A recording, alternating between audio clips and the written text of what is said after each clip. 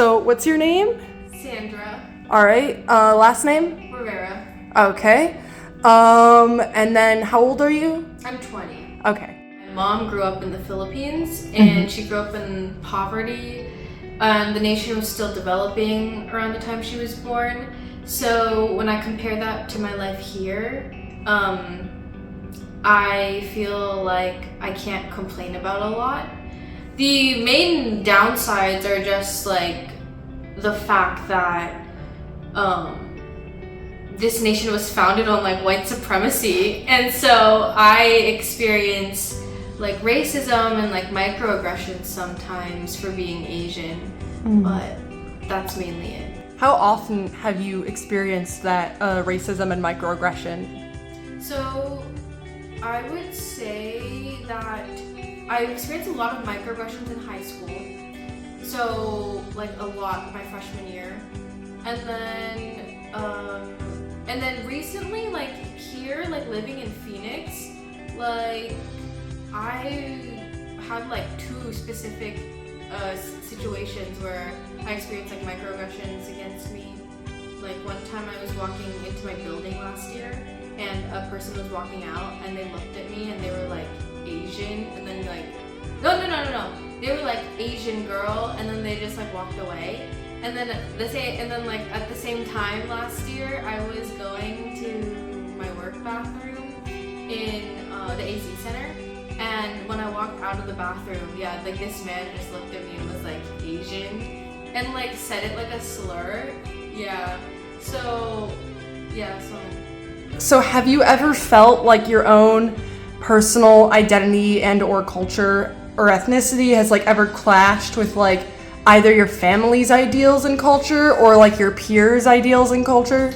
1000% with my family's like ideals and their culture. Like my mom was raised with the belief that like the parents have like almost complete authority over the child. And it's hard, and that might be why you might see like multi-generational households where, for example, it wouldn't be abnormal for me to live with my mom until like I'm like 30 or even older. I could live with my mom my whole life and that wouldn't be frowned upon.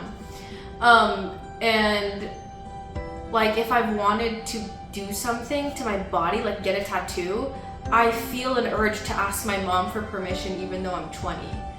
So yeah, and then the other thing is like we have like disagreements about like if I'm talking to her like I'm the same age as her, and it has to do with like respect. And it's like a weird way to define respect to me, like just because someone is older than you, that means that I can't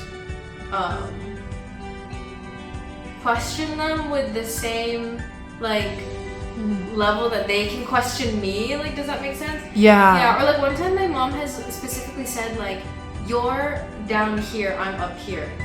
And like not in terms of like I'm inferior to her or anything, but she was basically saying like, this is your place and this is mine. Respect your elders. Yes, exactly. Yeah. And then what do you hope for in a future society's outlook on ethnic and cultural diversity? Well, I guess I'm lucky because when people talk about diversity, it comes from a place where diversity was not like the norm for them. And they want to create spaces that are already diverse. But for me, like where I grew up, there were so many people that already looked like me. So I started experiencing like actual racism and microaggressions when I moved out of that bubble. So I guess it's just like more spaces just need to be created, and I think this is like an answer that everybody would say, but it's just like I hope that like people would share my interest, like genuine interest in other people's cultures. If more people just like had that and there was less like tribalism almost, then like I think that would actually be like the way that diversity could truly, thrive.